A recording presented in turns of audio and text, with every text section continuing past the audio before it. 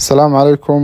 Soo dhawaada saaxiibayaal. Maanta waxaan isleegaynaa mid ka mid ah guryahan faraha badan ee halkan ka dhisan oo ay dhistay shirkadda Hodman Construction oo ka dhista magaalada Hargeysa. Guryo qurux badan oo kala duwan, muuqaalkooda iyo bilicdooduna aad ku soo jiidanayo. Haddaba marka hore aan gudaha u galno gurigan oo ka mid ah guryaha dhistay shirkadda Hodman. Guryahan cabirkoodu midkiiba waa 24 mitir iyo 9 mitir, waana isku wada cabir, dhammaantoodna wada nusbalood. Markaa kan ayaan gelinaa guriga. Markaan gudaha soo galno, muuqaalkiisu sidan ayuu eegyahay. Waxa uu leeyahay deyr gaari galeen ah ilaa 2 gaari qaadaya iyo wajahadiisii oo tan ah. Tani waa kitchadii halkan inaga soo horjeedaa. Marka hore aan guriga oo dhan gudaha u galno, markaad albaabka saa uga soo gasho, maasha allah, guriga aad buu qurux badan yahay. Kana waa jiriski weeyaan, waxa weeyaan waa jiris codkiisu aad nadiif u yahay, si fiican loo maqlayo. Qolkani waa qolkii fadhiga.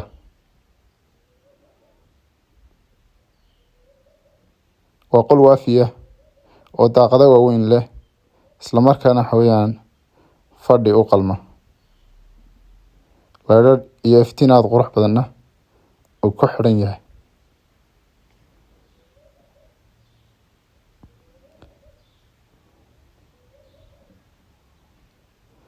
maasha allah, iftiin aad fara badan baa ku xidhan. Laakiin guriga markaad iftiinkiisa iyo leerarkiisa adiga ayaa choice u leh, midkii ku qanciya ayaa lagu xidhayaa, iyo jibsinka iyo rinjiga iyo waxa weeyaan nashqada guriga. Intaba qofku isaga ayaa dooranaya. Marka waxa weeyaan qof waliba qaabkii uu doorto iyo nashqada uu ku qanacsan yahay ayaa loogu samaynayaa.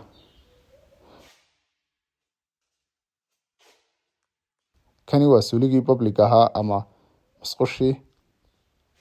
Halkan wax loogu talagalay inuu qofku ku maydho si aanu guriga ugu soo duldulin biyaha, ama uu suuligu nadiif mar walba ku ahaado. Aad buu qurux badan yahay, maasha allah.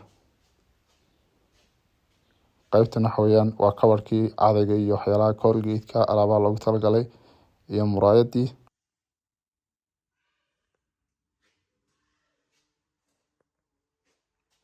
Qolkana waa qolkii hurdada ama master bedroomkii. maasha allah, aad buu qurux badan yahay.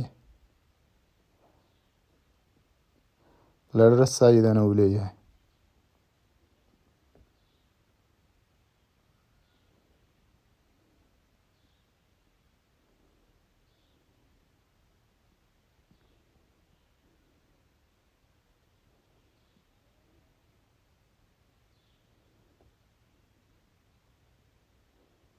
Kana waa musqushii hurdada.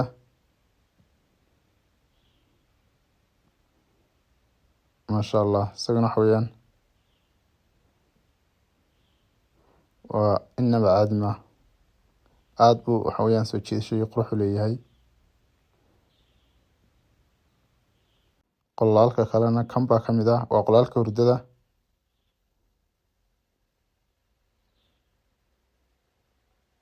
Gurigani wuxuu ka kooban yahay 5 qol oo isugu jira 4 hurda iyo mid fadhiya. Albaabkani waxa weeye waa albaabkii dambe. Waliba aanu ahayn albaab saa u weyn, laakiin gurigu inuu yeesho albaabo badan iyo waxa weeyaan daaqado fara badan oo nafis uu qofku ka helo way fiican tahay. Walow qofka iyo choice-kiisa ay ku xidhan tahay iyo qaabku doonayo in wax loogu dhiso. Qofku marka nashqada loo dhiibo isaga ayaa kala dooranaya, nashqadii qanacsa ayuu dooranaya in wax loogu dhiso. Kana waa mid ka mid ah qolalka. Isagana wuxuu leeyahay daaqad dibadda ah oo qofku hawo ka helayo. Gurigan wuxuu ku fiican yahay daaqadaha ayaa loo badiyay. Qol kasta waxa weeyaan daaqadiisa gaarka ah ayaa dibadda loogu sameeyay si uu guriga hawo fara badan u helo. Baryahan dambe maadaama kulaylka aad u soo batay oo magaaladii kulayl fara badan ka jiro.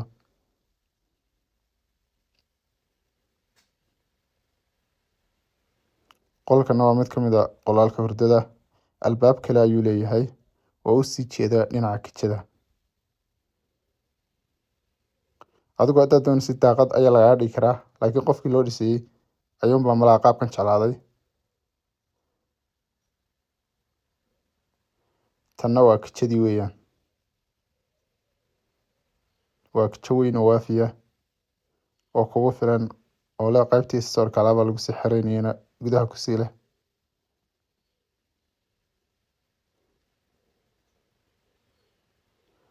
maasha allah, kijadu waa wax ugu muhiimsan weeyaan.